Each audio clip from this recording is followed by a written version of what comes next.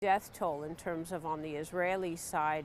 Right now, it's between 5 and 7 because this is rapidly happening so quickly. Right now, schools are closed throughout Israel.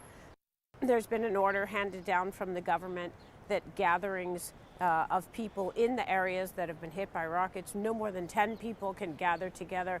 I'm in a mixed area of Muslims, Jews, Christians. It's an Arab-Jewish mixed area.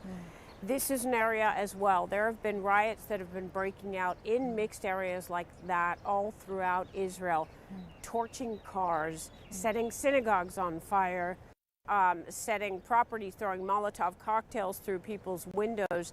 The Prime Minister declared a state of emergency in Lod, that's about 15 kilometers east of here, because of that rioting, and called in border police to that area. And that's a growing issue. There's a sense of chaos as the rockets and the strikes go back and forth between the sides. A growing sense of chaos also with the rioting that's happening in these mixed areas throughout Israel. And updates constantly in terms of Israel. People are being advised to stay close to home and close to their bomb shelters. Well, meanwhile, at least 35 Palestinians, including 10 children, have been killed as Israeli warplanes continue to strike the region. UNICEF has called on both sides to prevent further escalation of violence and protect children. Noor Harazin reports from Gaza. On Tuesday, Israeli warplanes struck a building with several rockets, destroying the 13th-floor Hanadi Tower, which is one of Gaza's tallest buildings. Dozens of Palestinian families who were residing in the building are now homeless. Earlier in the day, Israeli airstrikes targeted several other buildings in Gaza. Many homes were partly damaged or destroyed. CGTN met with Osama Subah, a Palestinian man who lost his mother in one of the Israeli air raids on a residential building in Ash-Shati refugee camp.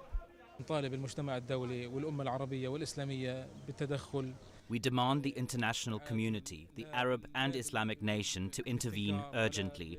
We do not want them only to denounce and condemn, but to put an end to the Israeli aggression on defenseless civilians who are powerless, like my mother.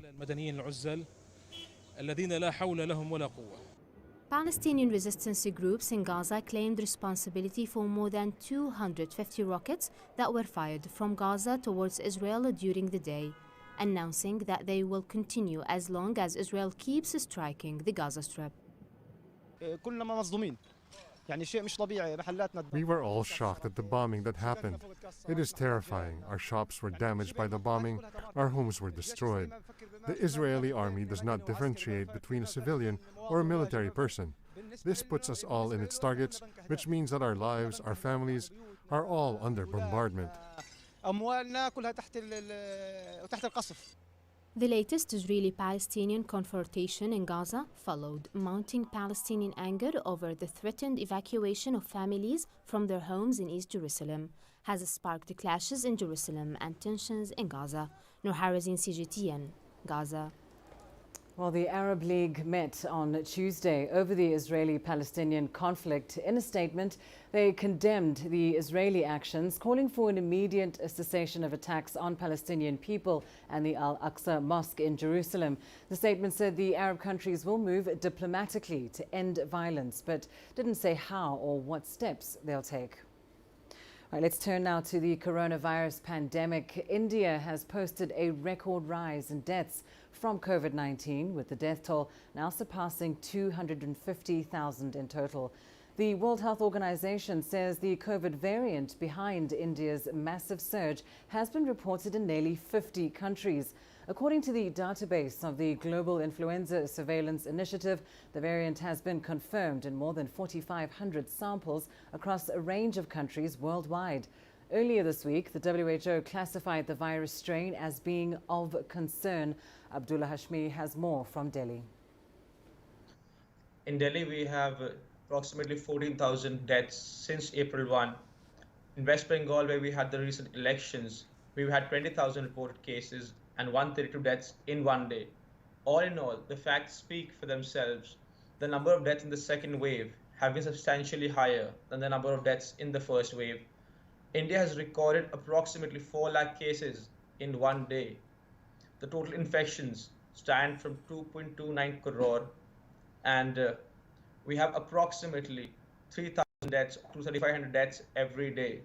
According to some experts, it is stated that the number of cases per day will rise from 4 lakh to 6 lakh per day, and also considering a nationwide picture, we might have 40 lakh cases in per day from 14 May to 18th May. Some experts have also said that the second wave is just the beginning. We might even be looking at the third wave. Despite all government efforts, there's been a drastic shortage of medical staff, medical amenities, oxygen, and all the other things required to fight the pandemic at ground level. Well, as we reported earlier, that the variants from India have reached more than 50 countries, and many health experts have voiced their concern on the variant as well. How much of an impact are variants having on India's second wave? The WHO on Monday said that the B.1.617 variant, which was identified first in India back in October, is a variant of global concern. And there is actually some information which suggests the same when it is about the transmissibility of this virus. Samples of B.1.617 variant reported from 44 countries in all 6 WHO regions.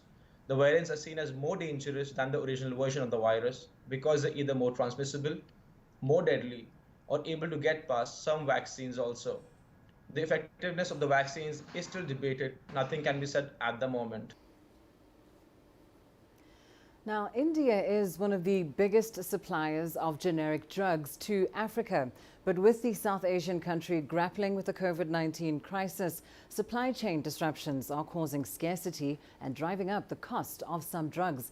Deji Badwas has more on the situation in Nigeria. Long before India faced its devastating resurgence of COVID-19 cases, the impact of the pandemic itself on drug supply was already being felt in one of Nigeria's biggest pharmaceutical markets. A huge amount of drugs sold in this market in Kano State, northwest Nigeria, comes from India. When the COVID-19 pandemic hit last year, supply began to dwindle.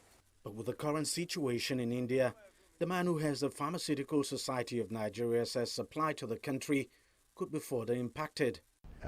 We anticipate that there is going to be some negative impact because India is the world's factory for manufacturing, especially pharmaceuticals. Nigeria, for example, and countries that depend on importation will have some impact. And I think many companies are yet to recover. So, like going from bad to worse.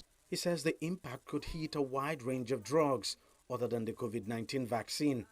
We saw several APIs, raw materials from India, both antibiotics, antidiabetics, antihypertensives, and other medications that are commonly used in our country. And what is worse, certain dosage forms. For example, injectables are hardly made in this country or in West Africa, so we have to import those dosage forms that are injectables. But the range is large. In March, Nigeria received nearly 4 million doses of the Oxford AstraZeneca vaccine manufactured by the Serum Institute of India. It's only the first batch of the 16 million doses promised by COVAX. But with India now restricting COVID vaccine exports and prioritizing domestic demand, there are fears Nigeria's second batch may not be arriving anytime soon. Well, that again creates some downside for us and for the world. First, that India is a manufacturing hub for the globe. Both AstraZeneca and other brands are manufacturing have some of their plants in India. So first, there is a reduction in global supply, and when that reduction in global supply happens, Africa and by extension Nigeria will have issues. The government has been injecting funds into the pharmaceutical sector to ramp up production of some generic drugs. At least 26 local pharmaceutical companies have so far benefited from a low-interest loan scheme initiated by the central bank to build capacities in the industry. But with the COVID-19 vaccine, there's yet no local capacity for its production, and it's why Nigeria is hoping the COVID-19 situation in India abates as quickly as possible. Deji Badmos, CGTN, Lagos, Nigeria. The World Health Organization says it's reviewing coronavirus data from the Seychelles. This follows claims that more than a third of people who tested positive for COVID-19 in the past week had been fully vaccinated. Both the ministry and the WHO, however, stressed that the majority of those who tested positive had not been vaccinated or had only received one dose. The island state, with a population of just under 100,000 people, has fully vaccinated over 60% of its population against COVID-19. Some 38,000 of the population was given China's Sinopharm, and the remaining received the AstraZeneca shots produced by the Serum Institute of India. Well, CGTN spoke to Racine Vanier over the situation in the country. He is the chief editor of the Seychelles news agency. You know, the numbers of the person that is infected right now, when you look at the number, you will see that 70% of the person that is infected is people that didn't have take any dose of the vaccine, or they have take maybe just one dose of the vaccine. But when you look at the 30%, the other 30%, it's person that have taken, yes, the two vaccine, but they have been infected just 1 week after they received the second dose. And at that time, there was not 100% immune by the second dose of the vaccine. But when you look at the situation here in Seychelles, you will be able to see that at the hospital, you have only 2% that is in critical situation. You have 40 person that are in the hospital with very mild situation. They just have some cough. But when you look at the rest of the situation, those who are infected, they just are in quarantine at home with not this kind of situation that we will see a lot of people that have COVID-19, the situation that is very alarming. Now here in Seychelles, the situation is very under control. The message that the government always asking the people is come forward, take the vaccine, because we have enough of a vaccine for all the population. But you know, in all the country, you have some people that don't want to go forward to take the vaccine. And this is why sometimes you have situation that you have increasing of people that have they don't want to take the vaccine. But in the same time, the government is continuing to say, you know, we have the tourism industry, and we want to show the world that the tourism industry here in Seychelles, it's safe for you to come. And if you are part of this war to be vaccinated, that means Seychelles will be seen as a country that is safe for tourism, and it's safe not for tourism, but it's safe for the population in general. Younger adolescents in the United States can now get a COVID-19 vaccine. The U.S. has authorized the Pfizer-BioNTech jab for kids as young as 12. This is the first vaccine authorized for this age group. CGTN White House correspondent Nathan King has more. The emergency authorization to give Pfizer's vaccine to 12 to 15-year-olds is a shot in the arm for the White House's plan to have 70% of the US population have at least one COVID-19 dose by Independence Day on July 4th. It will also help with getting children back to school, at least by the end of the summer break. Without that happening, many parents could still be reticent to go back to work. We are in a race between the vaccine and the virus, if left to its own devices, will continue to surge. Based on experience thus far in this country and globally, I feel confident that if we continue to vaccinate people at the rate that we're doing, that we will very soon have a situation where we will have so few infections in this country, we will begin to return to the normality that all of us desire so much. Meanwhile, the debate about mask wearing for those vaccinated continues. Outdoor transmission rates of COVID-19 are much lower than those indoors, but there are a patchwork of local guidelines across the US which can be confusing and have led to continued confrontations at private businesses and elsewhere. Similar confrontations have occurred on aircraft too. But a mask mandate set to expire May 11th was extended until September the 13th by the Transportation Security Administration. This will also apply to trains and buses. Meanwhile, US President Joe Biden is focusing on pushing his over $2 trillion infrastructure plan through the US Congress.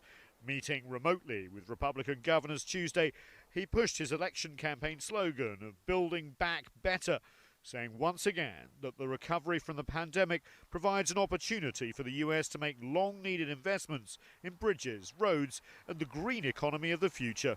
Every country in the world is now looking to us to provide for their lack of capacity to produce and or have vaccines. I'm not going to shortcut the United States of America. I promise you we're going to have enough vaccine for every single American. But we are going to be engaged in working with other countries. Biden will meet at the White House Wednesday with congressional leadership of both parties. Republican Senate Minority Leader Mitch McConnell is pushing an $800 billion alternative plan. And he's also vowed to oppose much of the White House's agenda. Biden is also set to meet with key Republican senators on Thursday. He says he's ready to make a deal, but won't settle for, quote, doing nothing. While COVID-19 cases, hospitalizations and even deaths are falling sharply across the United States, these variants that could be more virulent than expected continue to worry lawmakers and healthcare professionals. And the post-pandemic divide about the future of the United States remains as wide as ever.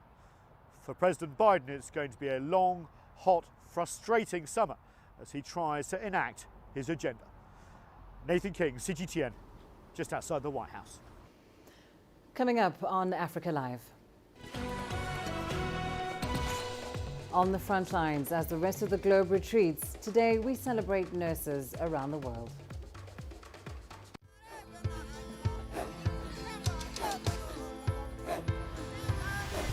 Africa is a continent of diversity, with varied climate and enchanting geography, and a people so distinct, but with a shared enduring spirit. We are at the heart of the continent to bring you the untold stories. Let's have a look. We celebrate Africa as it shapes its own destiny. Aden, Tunis, Cairo, Juba, Ethiopia, Tanzania. Africa Live. Find your voice.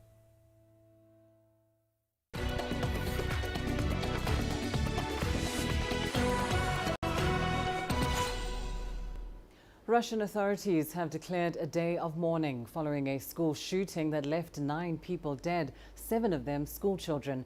President Vladimir Putin has expressed his condolences and ordered a review of gun control laws. The shooting in the central city of Kazan on Tuesday is considered one of the worst in recent Russian history. Of the 20 people hospitalized, 18 were students.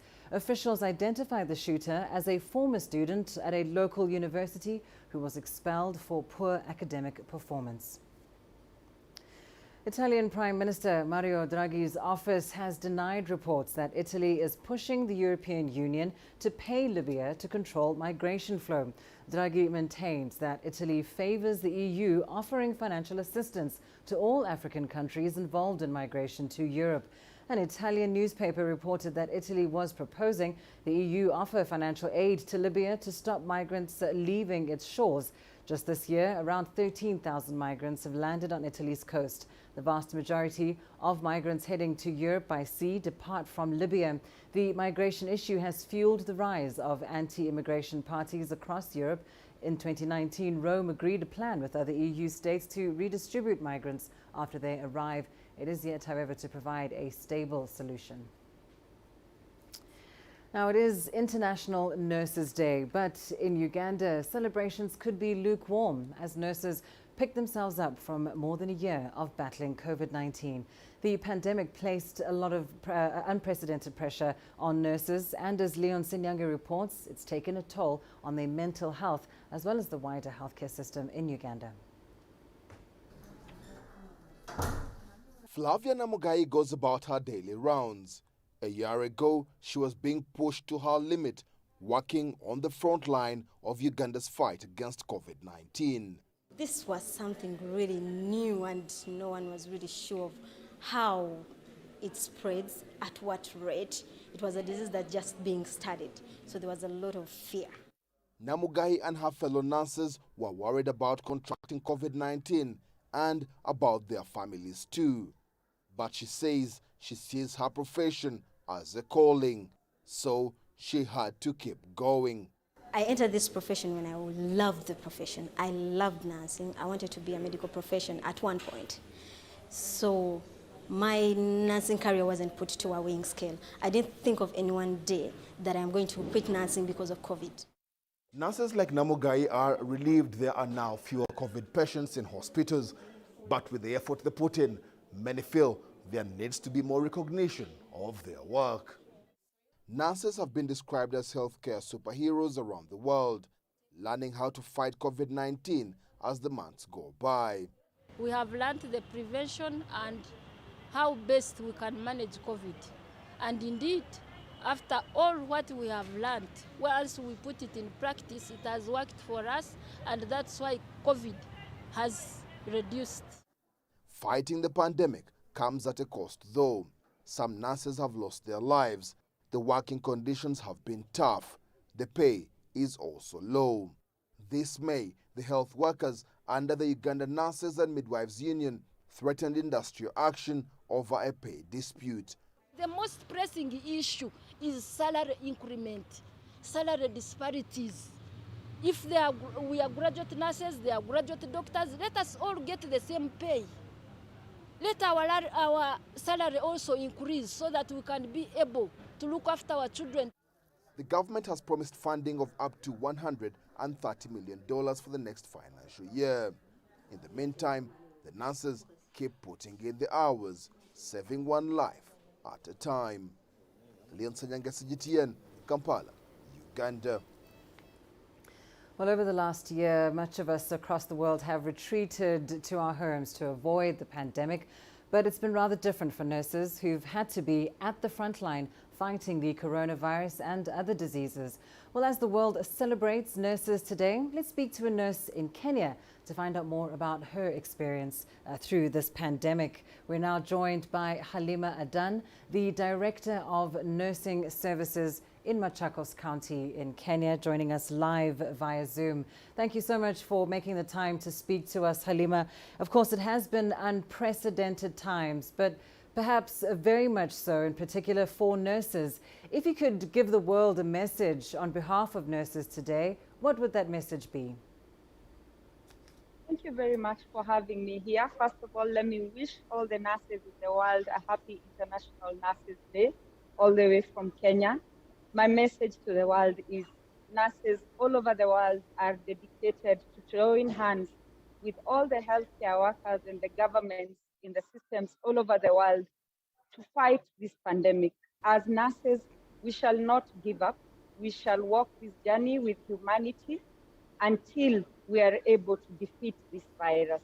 That is my simple message to the world.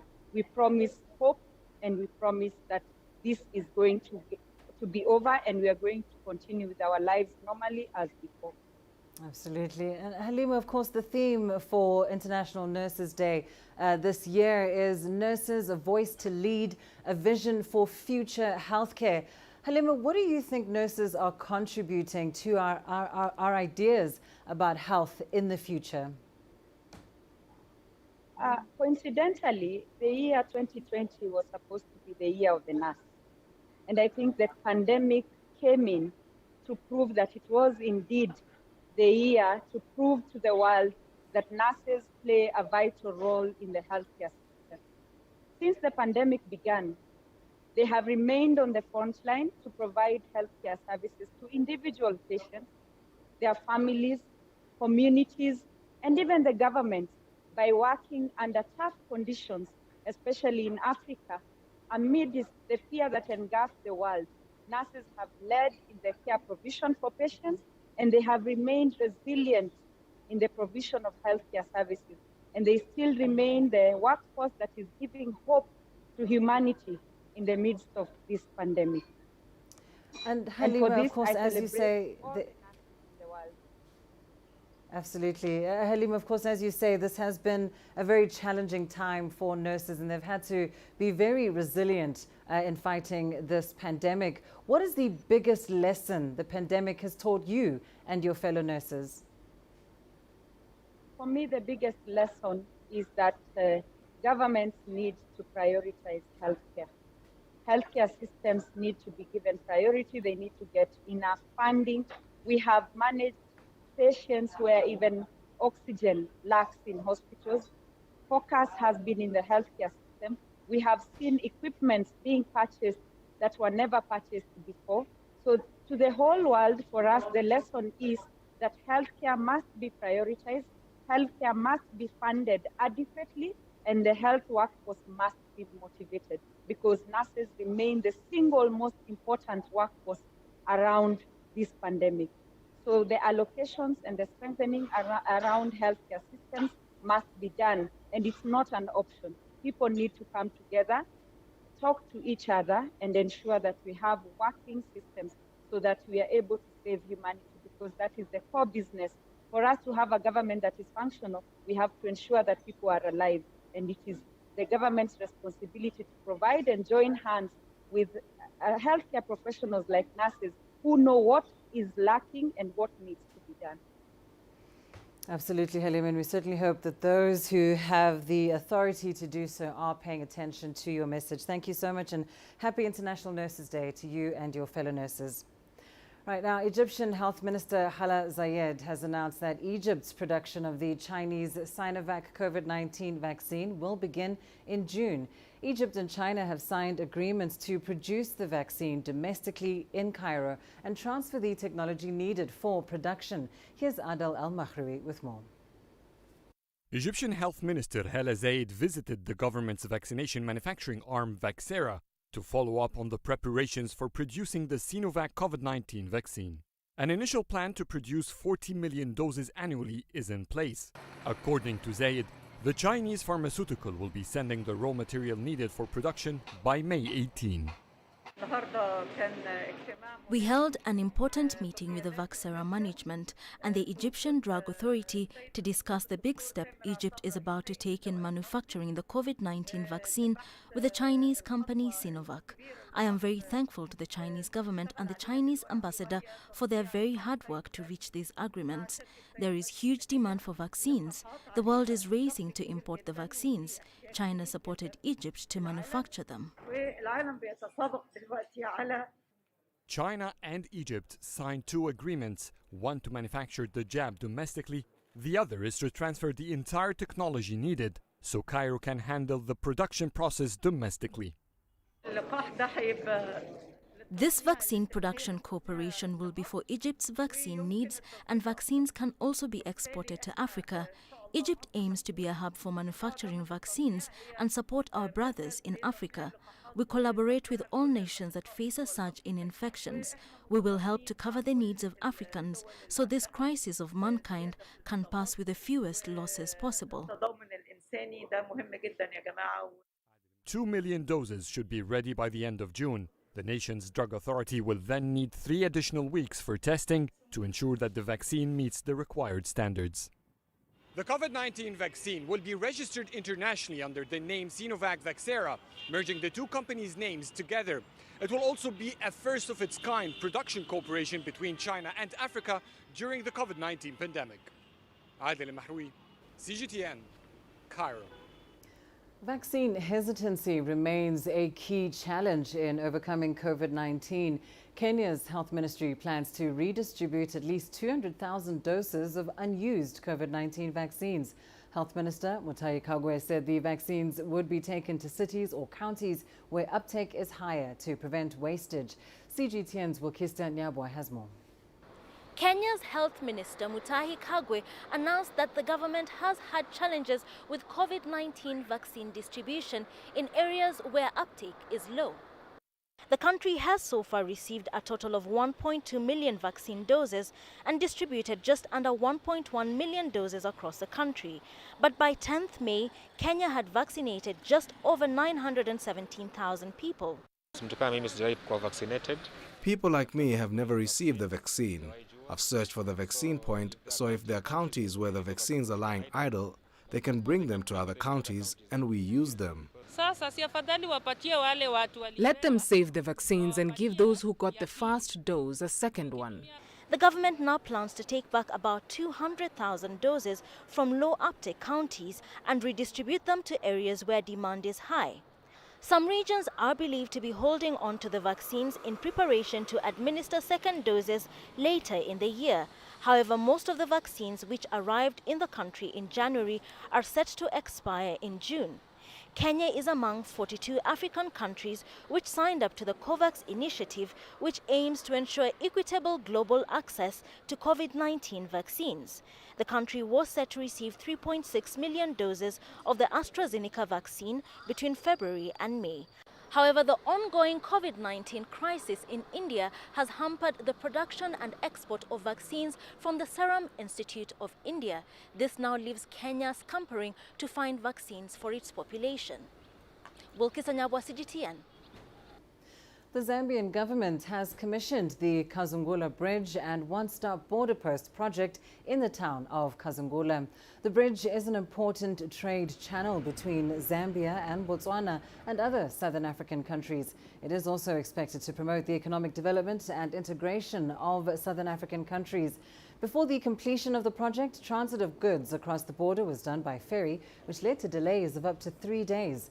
Speaking at the unveiling ceremony, President Edgar Lungu said the bridge's pivotal positioning makes it a key regional milestone. This facility will promote regional and continental integration.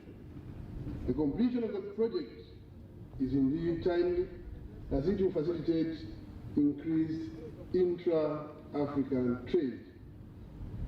This development will give impetus to the implementation of the SADC, Eastern Africa Community Common Market for Eastern and Southern Africa, SADC, EAC, COMESA, Tripartite Free Trade Area, and the African Continental Free Trade Area.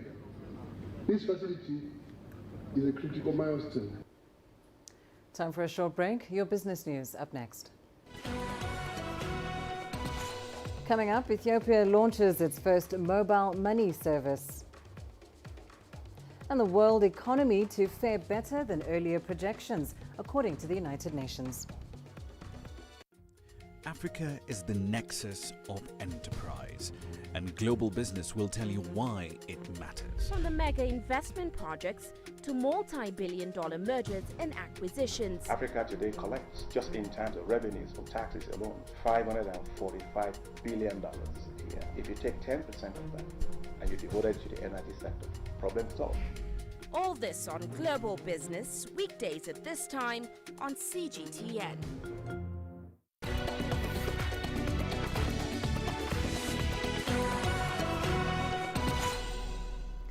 Ethiopia's sole mobile operator, Ethio Telecom, has launched a mobile phone-based financial service.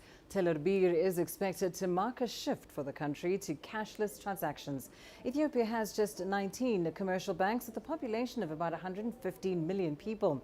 Mobile financial services have become a significant part of African telecom operators' businesses after Kenya's Safaricom pioneered them with M-Pesa in 2007, giving people an alternative to banks. The Tuesday launch comes as the government prepares to sell a 45% stake in Ethio Telecom as part of broader liberalization policies that will see the auctioning of 2 new full telco service licenses. We expect that 21 million users will register for the service according to our plan and strategy. One of these, we expect that 12.7 million will be active users. If we open it up before we have built a national capacity in this aspect, it will not make us beneficiaries because we do not have sufficient experience that will make us ready for the competition. That is why we didn't include the license for mobile banking when we gave 2 licenses for telecom operations. The Ethiopian government has forfeited $500 million at least. Ethio Telecom is expected to compensate for this lost 500 million. The United Nations says the world economy will fare better this year than previous projections have indicated.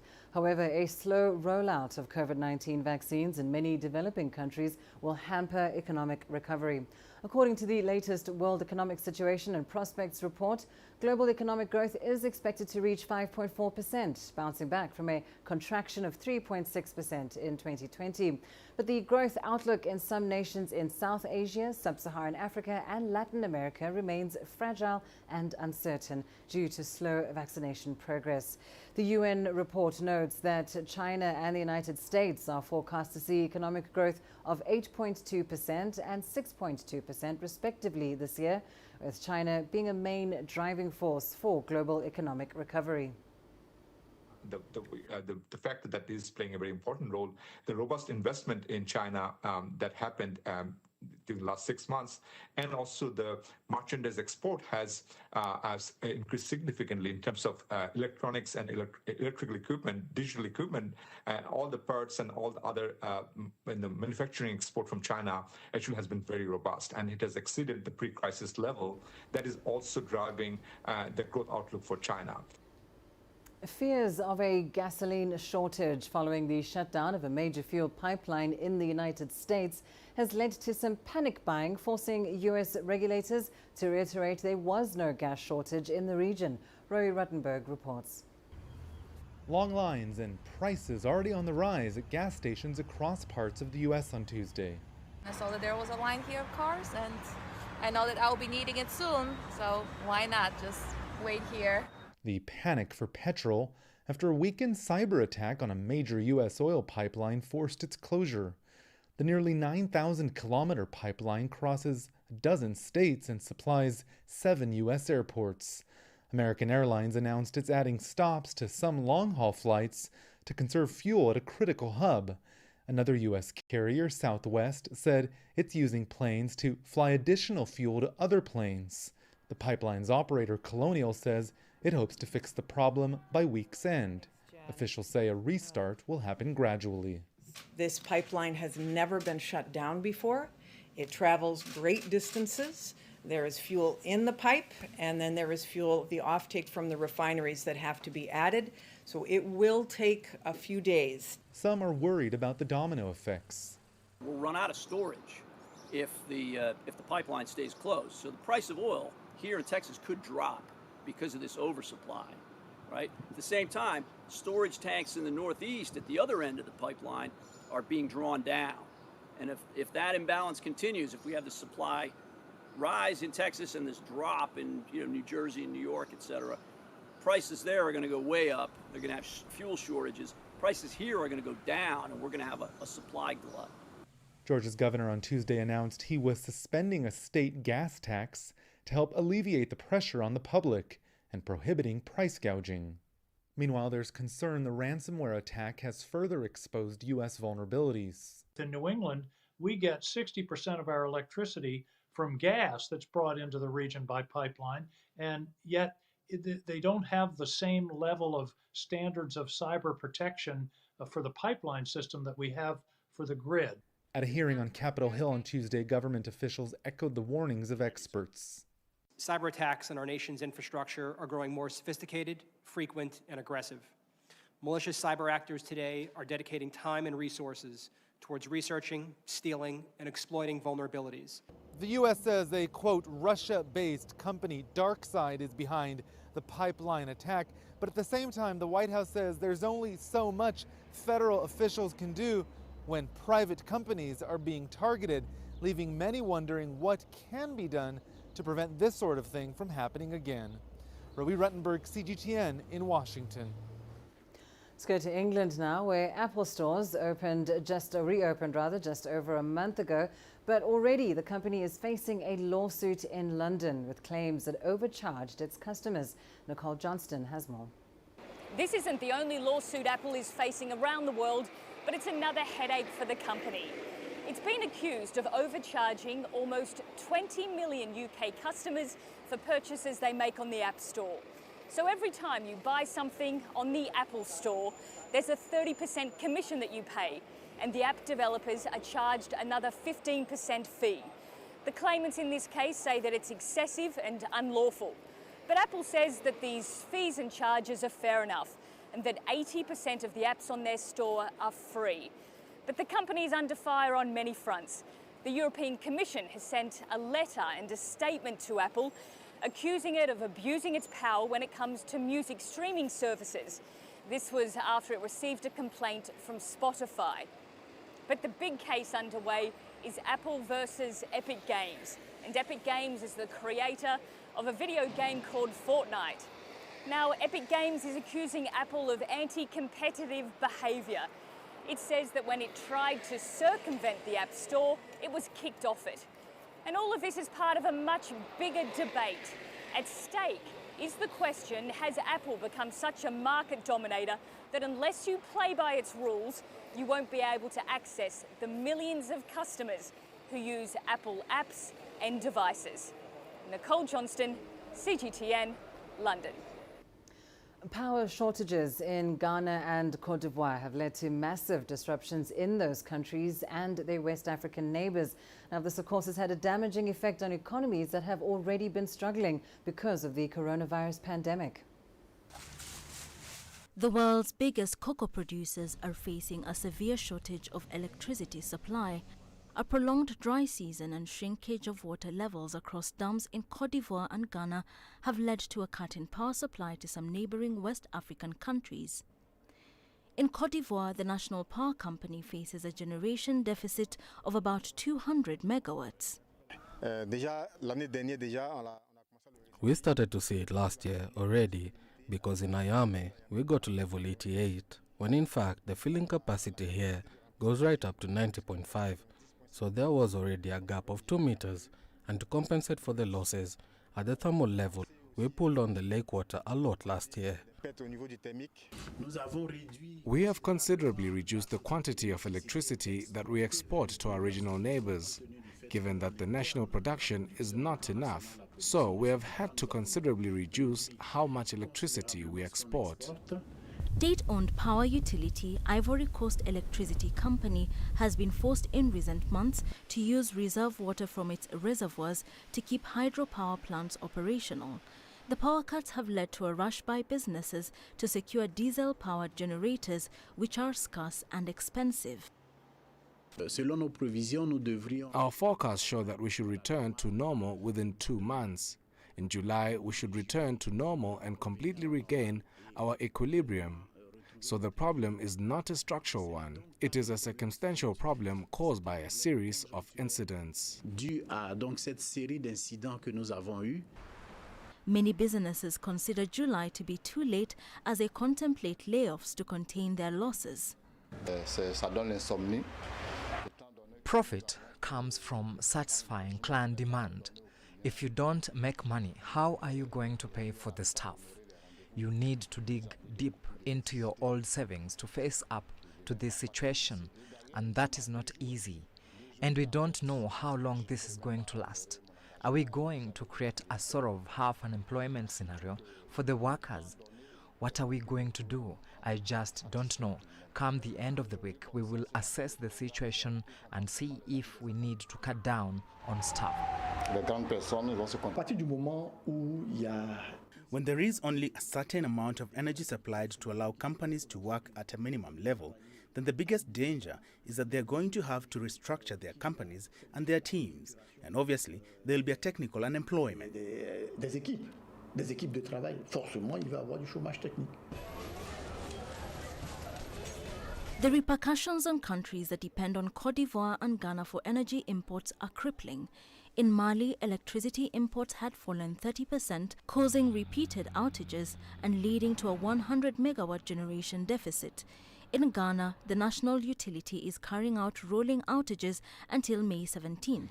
Both governments are working to resolve the deficit that has impacted several economies in West Africa amid the global COVID-19 pandemic. Wilkis Anyabwa, CGTN. Tunisia has secured $75 million from the World Bank. It will be used to boost entrepreneurship amid a COVID-19-induced economic slowdown. The program will increase access to finance and support the growth of innovative startups as well as small and medium-sized enterprises in the country. From Tunis, here's Adnan Chouachi with the details. The $75 million project is designed to support the Startup Tunisia program and to catalyze the creation and growth of startups. The initiative also aims to finance digital and innovative small and medium-sized enterprises. This new project will support startups and SMEs by providing the necessary funding to improve their performance and develop their projects. Our objective is to create jobs and wealth. We are launching a new dynamic in the Tunisian economy. It is based on new technology, creativity, and innovation. The Innovative Startups and SMEs project will finance the Consignments Fund subscription to the Anava Seed Fund. The fund is geared towards meeting the financial and growth-related needs of SMEs and will be financed by the German Development Bank. The World Bank is financing the contribution of the Tunisian government to the Anava Fund of funds with $45 million. $30 million will be provided by the KfW and the EU. The World Bank then helps the government put its contribution to the Anava Fund.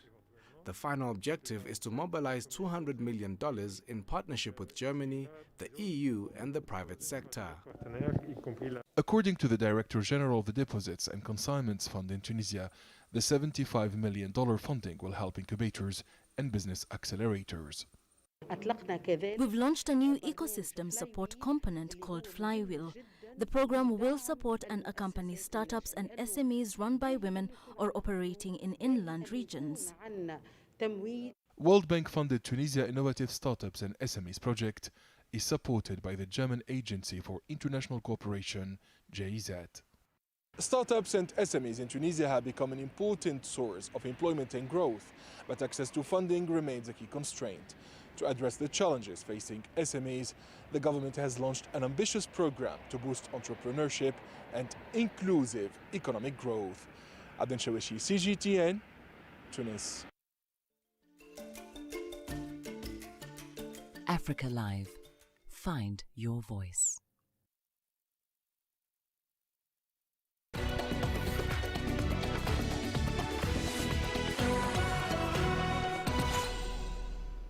Zimbabwe has seen rising cases of drug addiction among young people during the coronavirus lockdown. Recent research in mental health institutions suggests that approximately 60% of admissions are related to substance abuse. A local initiative, the Zimbabwe Civil Liberties and Drug Network, is now offering help through community support groups. CGTN's Joy Kirukijuma reports. Zimbabwe is slowly getting back on its feet after an eased lockdown. But they have something else to worry about. A haunting trail of drug abuse. 40-year-old Tabeth Moyera is a recovering addict. I started drug abuse when I was just 16 years old. As a result of that, I ended up taking part in commercial sex work. From the money I got, I would channel it towards buying more drugs and alcohol. With an addiction once high, I would also end up being violent. The Zimbabwe Civil Liberties and Drug Network, founded in 2011, has been at the forefront in helping battle substance abuse. The network has several community support groups and is active in 5 provinces. We have been also providing a lot of information to the communities through electronic and print media, giving them more information on the dangers of drugs.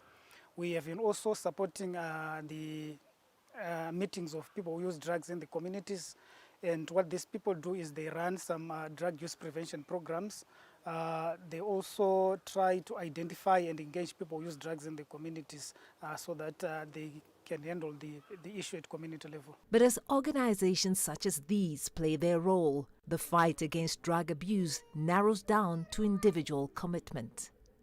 Even after suffering from the impact of drug addiction, a person can change for the better upon fully devoting to positive thoughts and deep reflection. My life bears testimony to that.